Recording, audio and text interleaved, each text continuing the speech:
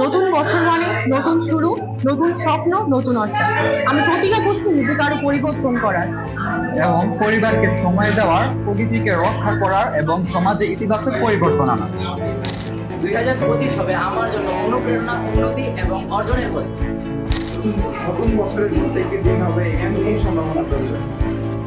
কে ভালোবাসবো, তাকে রক্ষা করব এবং পৃথিবীকে আরো সবুজ করব।